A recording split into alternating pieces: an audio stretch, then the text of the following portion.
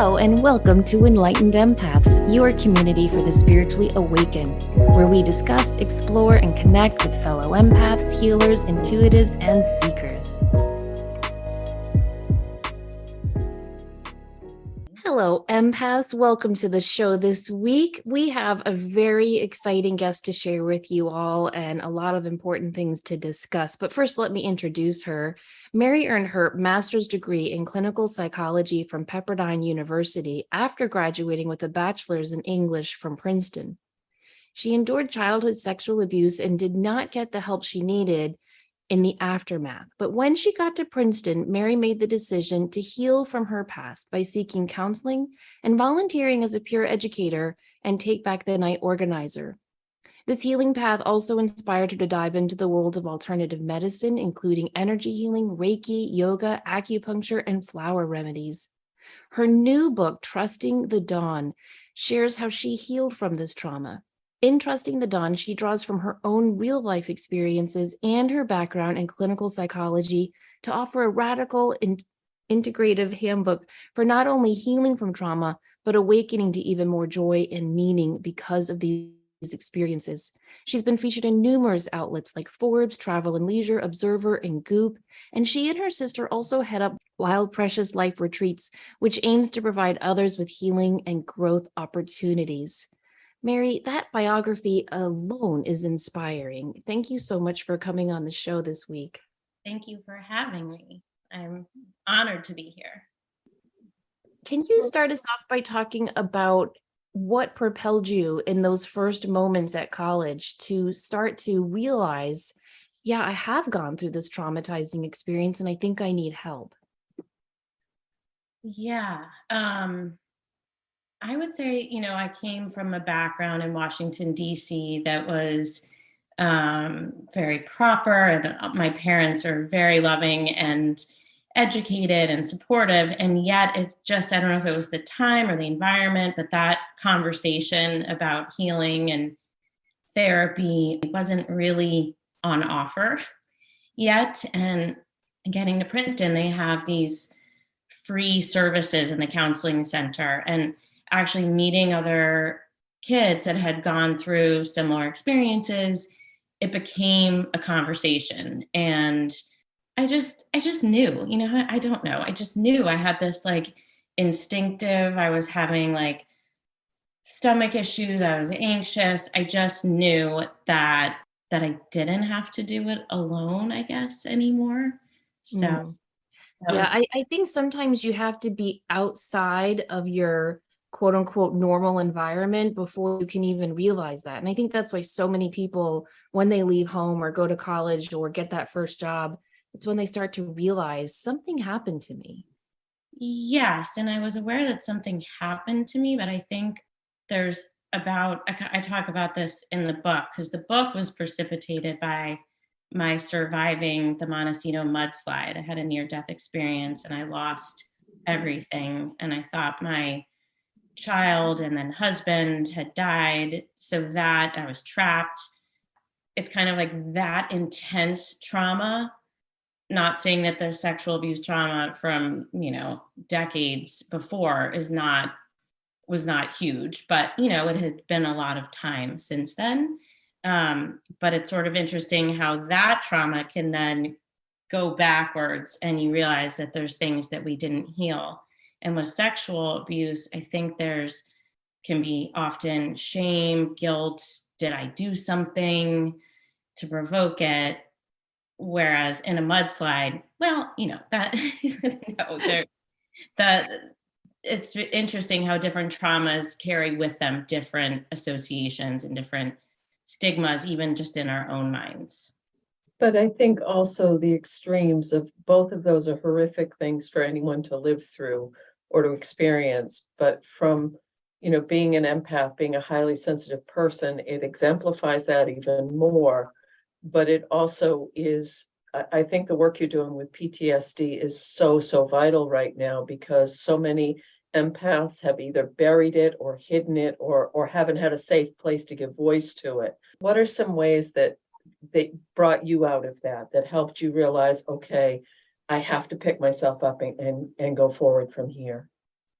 Well, I think too, first I want to just say that in healing from the mudslide trauma, there was also, as I, the healing from another layer of healing with the sexual abuse, which was recognizing that just as the mudslide was a force of nature, that the whatever was moving through those men was also a force of nature, and I just happened to be in their path. So for me, there was something depersonalizing about it, which was very healing. And to answer your question about how I knew, sorry, rephrase the question. I didn't want to forget the force. No, I was just saying that because those are really horrific situations, that the level of PTSD, and I think that my own personal opinion and from what I've gathered over the years is that that's so unique to the individual. So what were some things that helped you say, I have to face this and move forward from here? Yes, thank you. So after the mudslide, I had a child. I was pregnant. I also had at the time a 4-year-old son, and we'd lost our home, we lost all of our material possessions. So there was this sense at the beginning, I think, of I have to keep moving forward for my child, for my baby in my belly, and then it's interesting. It's sort of like in recognizing that I had to keep moving forward, I think I did repress a lot down. And it wasn't until later, I mean, I did have, the symptoms of nightmares and anxiety and a lot of fear following. But then it was like even a whole year later that I had panic attacks from, I'm guessing, suppressing. And even with my background, the first panic attack, I was like, did I eat something? Am I getting sick? It's amazing how we can skirt the issue. And what really propelled me to even go further was having people in casual conversation kind of say, oh, you have PTSD. It's going to take you years and that's going to be a lifelong sentence and things like that. And I found it really frustrating because while that was true, I was experiencing symptoms of PTSD, I was also having these incredible experiences. I felt, in that near-death experience, I had a connection to something I can only describe as, I mean, you two are intuitives and empaths, but something that felt divine. I knew I was safe. There's so many reasons why I shouldn't still be here, and my family, why we survived. So there was that. There was greater connection to my community. There was a greater appreciation for life and beauty, and the gift of recognizing how fleeting it really is and how much to dig in and dive in. And so I wanted to explore that. And that's why I really wrote the book. And that's why I went further into my healing, is to offer people a way out of that darkness and into a light that is so much brighter than before the event. Yeah. That's beautiful. Thank I you. definitely think that's what you get from your book is a focus on the joy and recognizing the joy even in the traumatic moment. I mean, what you're describing with losing your home, that's not a moment. That's years, really. Do you know what I mean? I know it's a moment when the mud comes, but it's years of dealing with insurance and rebuilding the house and your possessions. And I'm sure your 4-year-old had night terrors after that, all the things that come along with it. It's really years. And yet focusing on the joy that comes in those moments, I think is so, so crucial. And I think that's what readers will take away from this book, which is really important. Do you think that part of your near-death experience was to propel you to do this book and the retreats and the other things that you do? Did you receive a message in that experience?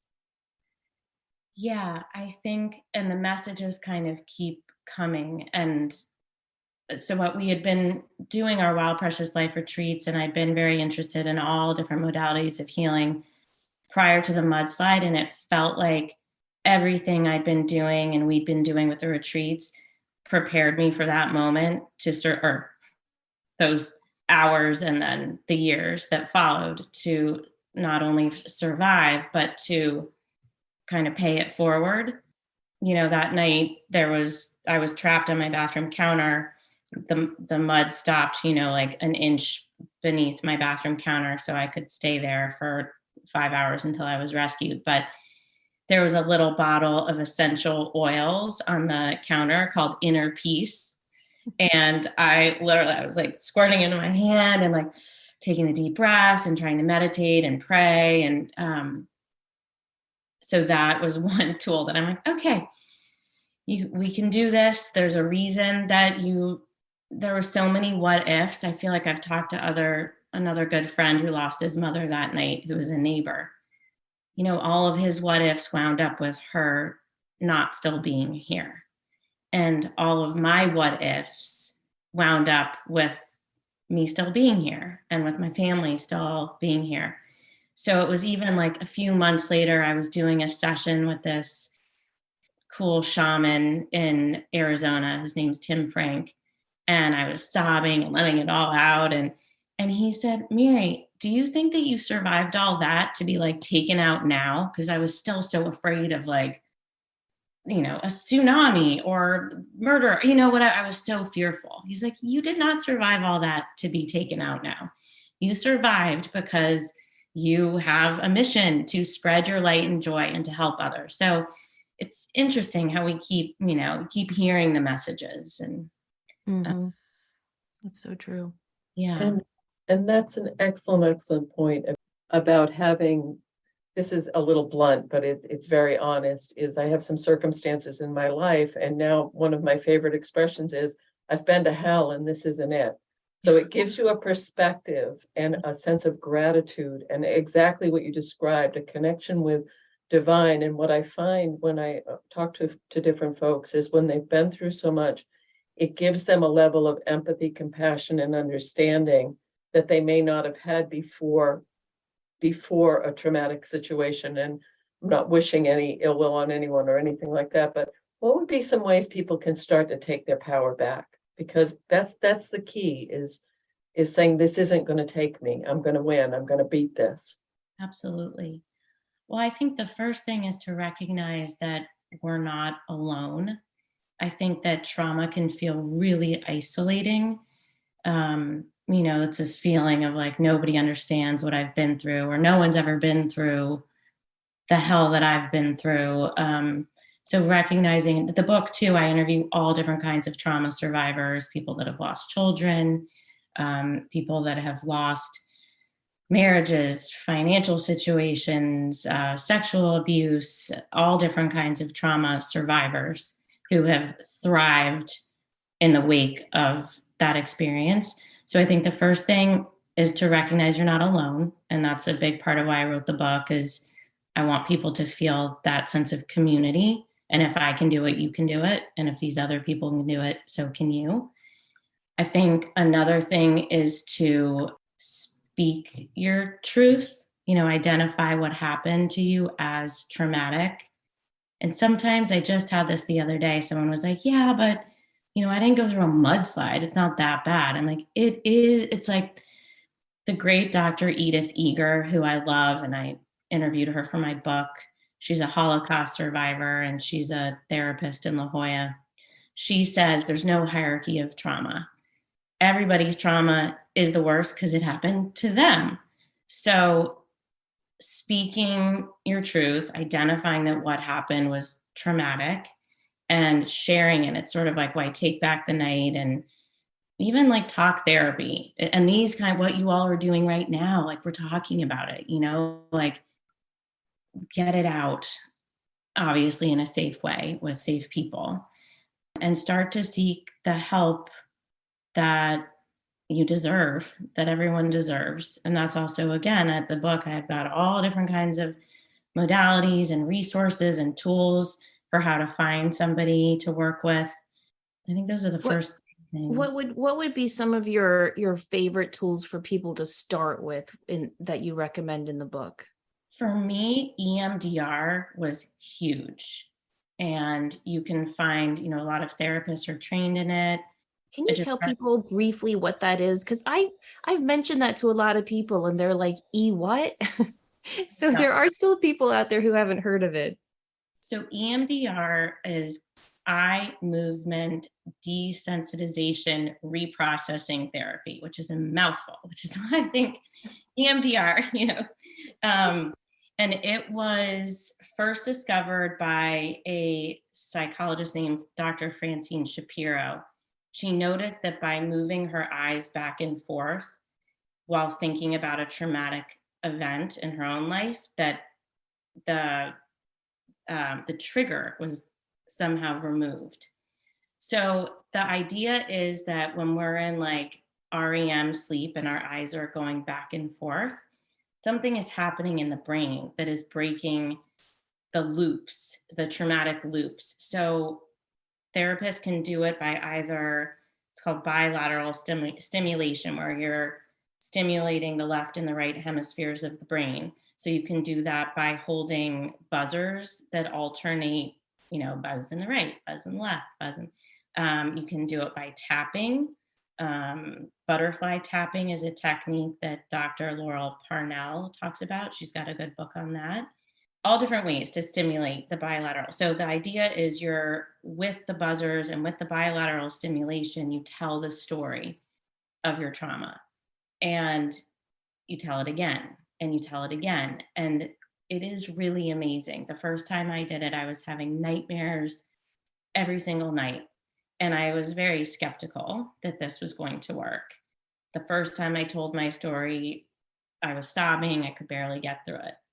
The second time, it was a little less. The third time, it takes it down a notch. And that night, I did not have nightmares, which I should say that does not mean that will happen for you that quickly. But so many people have had such success with EMDR. So that is something I would broach first. What else? I think sometimes, especially if it's been a physical trauma, receiving cranial sacral is a great treatment. You just lie there, you don't have to talk, because sometimes, depending on the trauma, we're not ready to talk about it yet, and that's okay. So the cranial sacral is a great way to receive, a great way, again, to kind of reset some of those brain loops that are activated in that fight or flight following a trauma, to kind of calm the body down. What else? I loved ketamine therapy, which I would do in time. Can you explain that? I can. So, and this is coming from a girl. I mean, I grew up in like the Nancy Reagan, just say no to drugs, 1980s. I was super afraid of any kind of drugs. And then ketamine therapy came up for me. So ketamine is the only legal psychedelic to date. And it's the most powerful but gentlest psychedelic. They actually use it in hospitals as an anesthetic for children in much higher doses than how they use it now for trauma treatment. So you take it with a psychiatrist, and there's all these clinics kind of popping up right now. I don't recommend those. I recommend doing it with a trained psychiatrist who you work with, you do prep work with, you talk about what you're going to work on. You have your ketamine sessions, which I'll explain in a second, and then you have the follow-up, the integration, which is critical. So the doctor I worked with, Dr. Jeff Becker, he's incredible. We talked about, we're going to look at the mudslide, and we did the ketamine intravenously in his office. It has a very short half-life, meaning it wears off very quickly. So each little, trip lasts like 20 minutes. But it works by shutting off the thinking part of our brain, which again can get stuck in the on mode in the fight or flight post-trauma state. So it bypasses that network and it gets underneath. And, Jeff explained it. It's like, if you think about all the different parts of the brain, often when that thinking brain is on, it's like maybe just the cheerleaders and the jocks talk. But when we're in ketamine, we've shut it off. We've got the cheerleaders talking to the band members, talking to the debate team, so everybody's talking to everyone. So these new neural pathways are getting formed that continue even post treatment for weeks. So for me, I had an experience. It was interesting. I hadn't said I wanted to look at the sexual abuse stuff because it happened so long ago. I'm like, I'm good. Yeah, right. So the first vision I saw was little 7-year-old Mary and this man, the perpetrator. And I was kind of like watching, like almost like a theater, but it felt safe. And then out of the darkness, this like big gorilla's face formed. And I was like, am I scared of the gorilla? No, the gorilla is like a good, loving presence. And the gorilla came in and swooped little 7-year-old Mary out of the scene, away from that man, and into a safe, beautiful space. So in the integration with Jeff, he's like, I love it. It's like your fierce guerrilla warrior showed up and took care of that little girl. So I really found ketamine was life-changing. Wow, that's amazing. I live in the South, so when you say ketamine, I'm thinking special Ks like that. That's not going to come to my psychiatrist office till like 2050, I don't think, where I live. I'm going to have to go visit you on the West Coast. Come on out. This ties in beautifully, though, when you said you went to a shaman in Arizona, you're doing the ketamine. It all comes back to rewiring those neural pathways across your corpus callosum to reconnect the circuits. And I know a lot of people, and this is something that I speak of quite often, are using microdosing psilocybin to treat anxiety, depression, PTSD. But I am so grateful that you said, do this with supervision, do this with someone who knows, because I think a lot of people are opening doors. And the fact that that is a very contained time period, because you're opening up a very large Pandora's box. But the way you described the gorilla coming in and the 7-year-old, that felt like something you might experience in the Akashic records or in a journey if you were doing that type of work.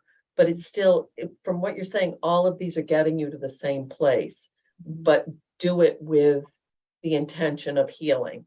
Yeah, absolutely. And with reverence, because I think you're right. And people, special K is like the street word for ketamine, but people using special K like that are not doing it with reverence for the purpose of healing. So I couldn't agree with you more.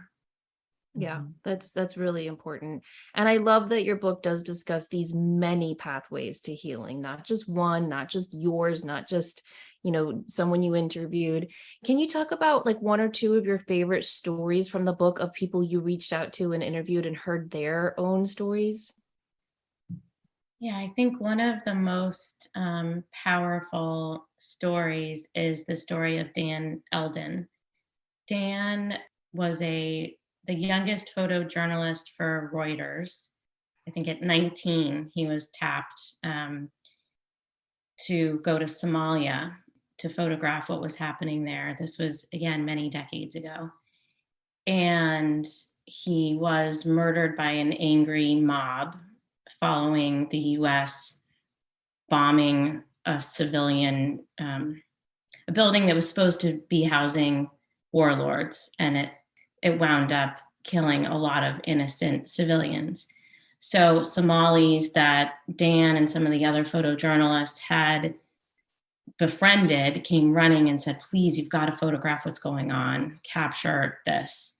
And they went, and unfortunately, Dan and several of his colleagues died that day. Interviewing Dan's mom, Kathy Eldon, who's got an awesome book called In the Heart of Life. It's her memoir, which I have found so inspiring. So interviewing Kathy and Dan's sister, Amy Eldon, hearing how they have formed their grief or channeled their grief. They started a nonprofit foundation called Creative Visions, which gives voices and funding to creative activists all over the world. And it's very much in Dan's name and in his memory.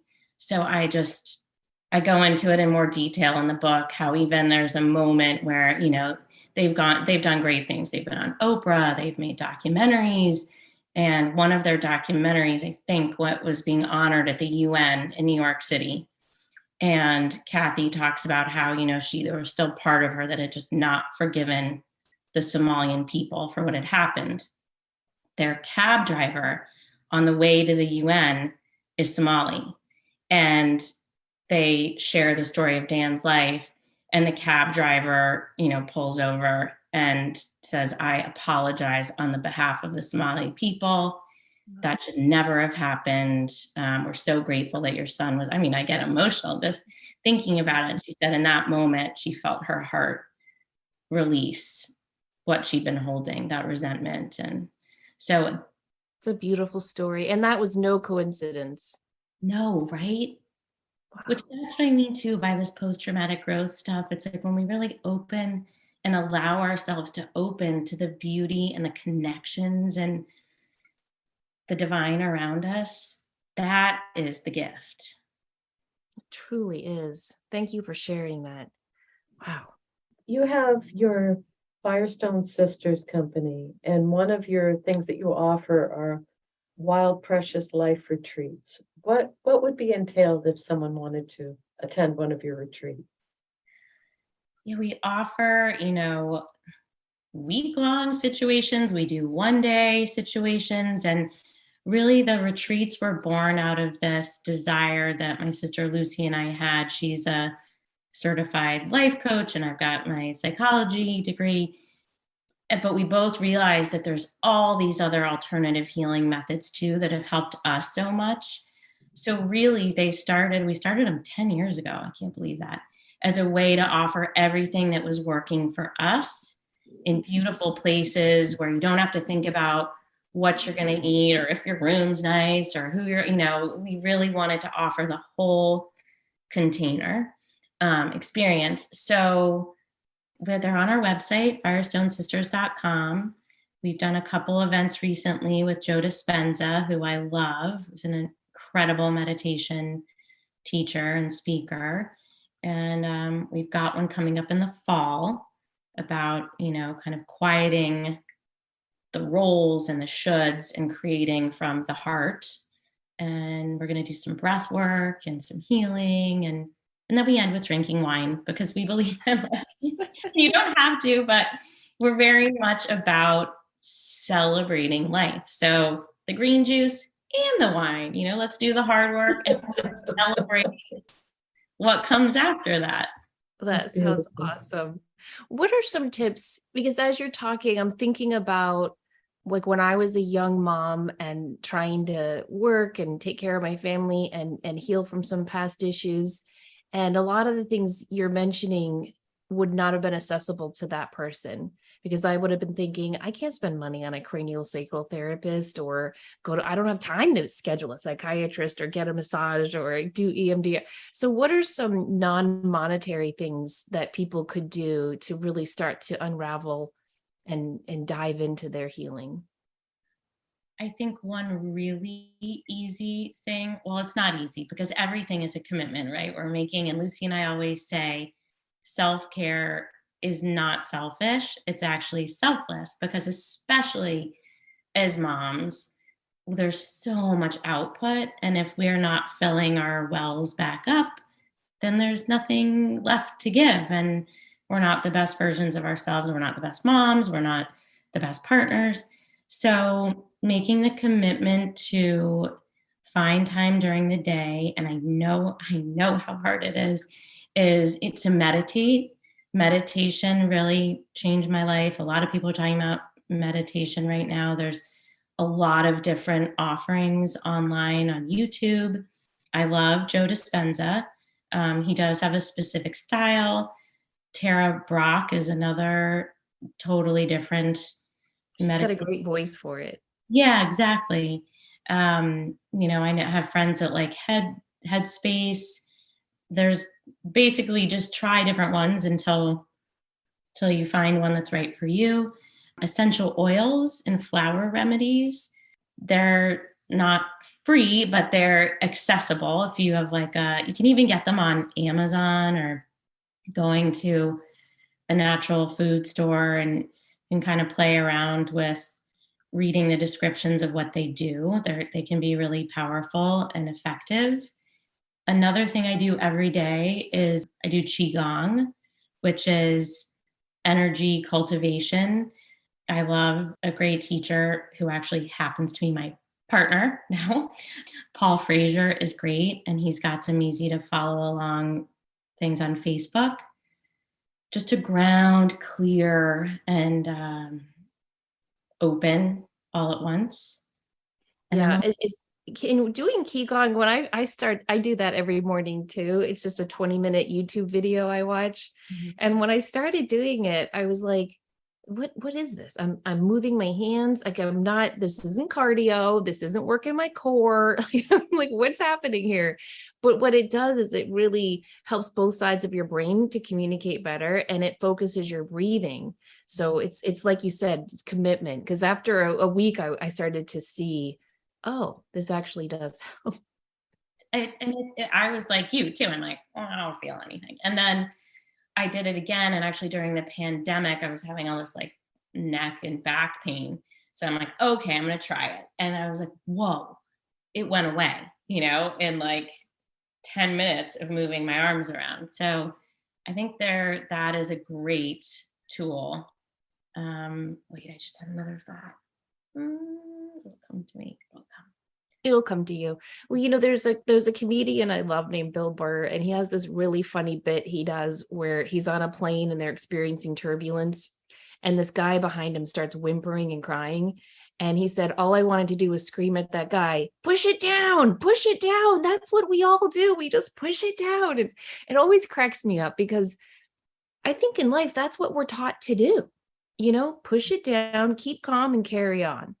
And I'm good at pushing it down, but I've learned through my adulthood to be just as good at sharing it, appropriately, with boundaries and with appropriate people. But even on this show and my other podcast, I talk quite openly about my difficult relationship with my mother. And I can't tell you, like, my sisters, for example, are like, will you shut up about that? I get a lot of pushback from people in my life, but I get so many emails from people saying, thank you for being honest about that. It's given me permission to be honest about it too. So I think a simple thing people can do is just talk about it, Right. own it, share it. Don't push it down. Yeah. And even I would say be like I've been working to be more honest and more present in my daily life too. So when someone's like, how are you? I'm like, it's kind of a tough day today. Being more truthful. And then that often gives the other person permission to be honest. And even with our kids too, my kids are 9 and 4. And again, appropriately and with boundaries, but really being honest with them and teaching them that pushing it down, it doesn't really serve us, and it doesn't serve those around us. Yeah, it comes out in one way or another. it'll come out. It'll come out in neck pain or a headache or a weird bad mood. It'll always eke out. So yeah, you do have to get it out. And that's a great point to model it to your kids. I absolutely love that all of the techniques you're sharing, all of the work you're saying about releasing is improving people's quality of life and helping them connect more fully with their own inner knowing. But also that's going to cause a ripple effect, which Samantha and I talk about this a lot. We all need to pull together right now in order to shift the vibration and the energy. And by doing this level of work that you're talking about, I think it makes a huge difference. So someone may be listening and saying, well, I've had some things in my life, but not this deep trauma. But if you can learn about this, you may be able to hold space for someone who has had that trauma in their life. And I absolutely appreciate and love what you're talking about because, and especially with like your little kids right now, your little people, they're wired differently. They need this strength and this positive energy to help them step up into what they came here to do. And it's beautiful work. So thank you. Well, thank you both too. I feel that I got a little goosebumps there because I say that too, the ripple effect. And again, just committing to, Samantha, what you were saying about, moms, and I get it. It's like time is, very limited and racing to pick people up and do this. And it's almost like making that commitment. Like we do make the commitment to go to the gym or work out. This is like working out our hearts and our souls so that it may spread and ripple out. And I really think it's important. Yeah, I do too. What advice would you give to people who are kind of stuck in their trauma? Do you know those people who kind of self-identify with it so much that they can't move past it, no matter how much they want to, or they're working on it, they're just kind of holding it to them? What could those people do for help? Yeah. So there's a part I talk about my story. And again, Dr. Edith Eger, who I would recommend to those people to look at her book. She has two books called The Choice and The Gift. And she talks about this concept of we're all going to be victimized. That's just part of the human experience. It's one way or another. Victimhood is our choice. So, and I know that is going to be upsetting to some people because I think we do, and myself included, for a long time, a part of my story was I was sexually abused as a child, kind of thing. And rewriting the story. I have an exercise in the book about kind of reframing what happened, of how you were the survivor in that story, how even in the mudslide, changing my language around, I almost died, to I survived. It's a very different energy. So I would recommend to people to look at her work, I have a rewriting your story exercise in my book, to start there. And how are we holding ourselves back by continuing to tell the story that way? Again, to go to the ketamine too, something that's going to get underneath the thinking part of the brain, to underneath it, to free them. It's worked really with like veterans, and I think I would recommend that too. Yeah, I think those are great suggestions. And I think people need to ask themselves, how is this serving me? Because even the negative experiences in our lives serve us. And I think when we recognize that and give that attention, it kind of starts to give that little negative experience in our life, I don't know, permission to go away. And I don't mean to call it little. I just mean, I know in my life, I'm always trying to make the traumatic experiences smaller in my life and make the joyful ones bigger, so that I don't give it so much prominence and importance. But I think if you focus on, how has this served me? How is this serving me? You can start to see that it probably isn't anymore, and it's okay to move on. Yeah, and also a big thing that kept coming up with all the different modalities and the people that I would interview is this idea of integration of the traumatic experience. So it's not something that we need to get out or splinter off or move past. It's a part of our story. And how do we neutralize it and honor it, but not make it it's just a piece. It's a part of our story. So to make it integrated, it's not other, it's just part of it, to take away the triggering aspects around it, which again is why the EMDR and the ketamine and other therapies are great, to kind of neutralize the response. Yeah, that's a beautiful way to describe it. Thank you for that. And thank you for coming on today and sharing your work. Tell people where they can find more about you and the retreat in the fall, and where they can get your book. So firestonesisters.com. We're also on Instagram at Firestone Sisters. And then I have an author website that's maryfirestone.co, not com, because someone took that one. Okay, perfect. I need to make a note of that when we put it in and our social media pages. Where's my pen? Okay. But we will write that all down in the show notes, and I'll put it on our Facebook pages and our Instagram as well. Thank you so much for coming on. I really, really appreciate your time today. And Denise and I just hope that people listening will read your book and feel the joy that comes from your words, and not the reminder that their trauma has happened to them, but the joy in what they can uncover. I love it. Thank you both so much. You're very welcome. I'd just love to add one tiny more little thing, is that as you were speaking, I was thinking, you're also stopping it.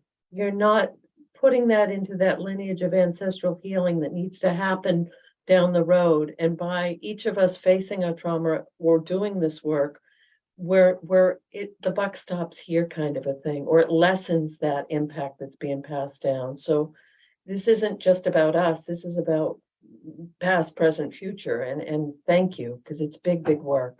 We appreciate you a lot. Thank Couldn't you. agree more. Every time I was pregnant, I was like, heal, do the work. Well, thank you both so much. And thank you for doing, Thank you. Sharing. Thank you so much. And thank you everyone for listening. Please remember, as always, to show up, do great work, and share your light. Take care.